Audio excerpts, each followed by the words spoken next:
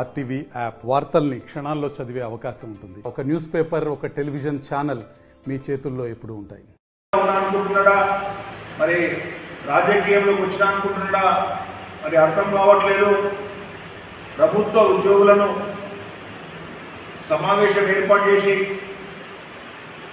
వాళ్లకు కూడా ఇబ్బందికి కావడానికి కారకులైనటువంటి బీఆర్ఎస్ అభ్యర్థి మీద కూడా చర్యలు తీసుకోవాలని చెప్పేసి మేము ఈసీకి కూడా కంప్లైంట్ చేయడం జరిగింది.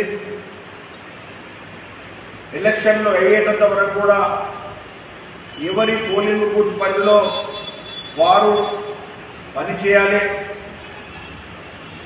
పోలింగ్ బూత్లో కార్యకర్తలందరూ కూడా ఓటర్ల వారీగా, పేపర్ల వారీగా, ఇళ్ల వారీగా డివైడ్ చేసుకుని ఆయా ఇంటికి వెళ్ళి ఆ ఓటర్ను కలిసి నరేంద్ర మోడీ గారిని మూడవసారి ప్రధానమంత్రి కావడానికి పనిచేయాలని చెప్పేసి 11వ స్థానంలో ఉన్నటువంటి భారతదేశాన్ని ప్రపంచంలో మరి 5వ స్థానానికి రావడం నరేంద్ర మోడీ గారి నాయకత్వం వల్ల జరిగింది. మూడవసారి ప్రధానమంత్రి అయిన తర్వాత మూడవసారి ప్రధానమైతే మరి 5వ స్థానం నుంచి ప్రపంచంలో 3వ స్థానానికి భారతదేశాన్ని తీసుకెళ్లే మరి ప్రయత్నం చేస్తారు. వికసిత భారత్ సంకల్పం ఏదైతే లక్ష్యంగా ఉందో 2027 వరకు మరి రాబోయే రోజుల్లో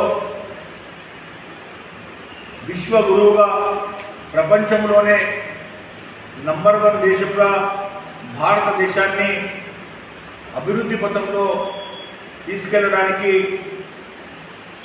కంకణబద్ధులై నరేంద్ర మోడీ గారు పనిచేస్తూ ఉన్నారు.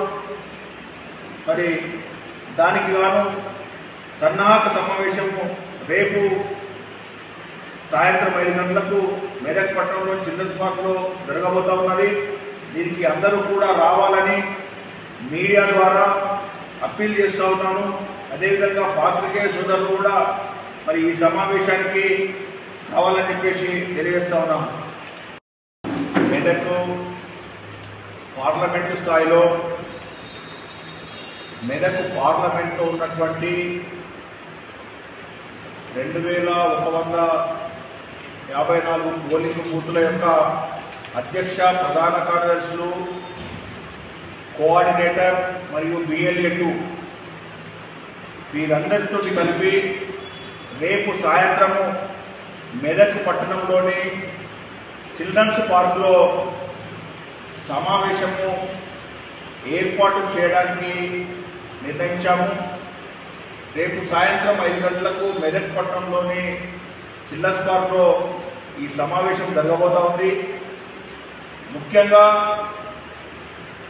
బూత్ స్థాయిలో, పోలింగ్ బూత్ స్థాయిలో కార్యకర్తలు ఏ విధంగా పనిచేయాలి, రానున్న ఎన్నికల్లో ఏ విధంగా ముందుకు వెళ్ళాలి,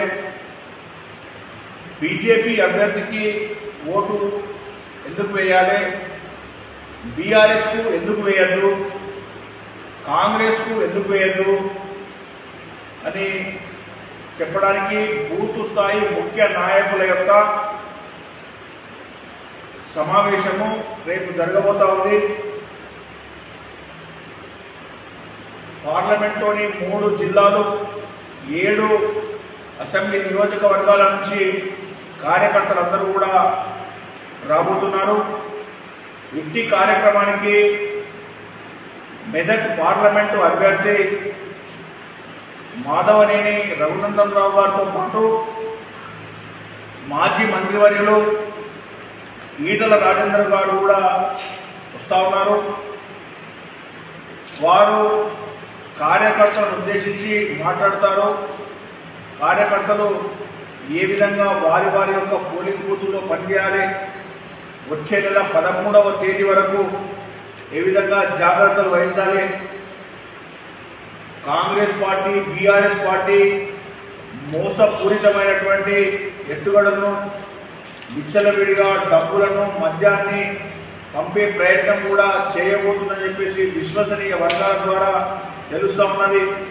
మీరు చూశారు, మొన్నటి రోజున సిద్దిపేటలో బీఆర్ఎస్ అభ్యర్థి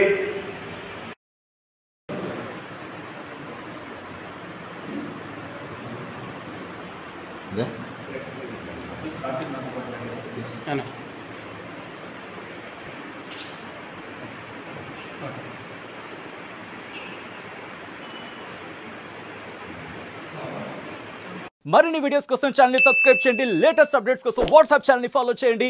అండ్ లింక్ డిస్క్రిప్షన్ లో ఉంది.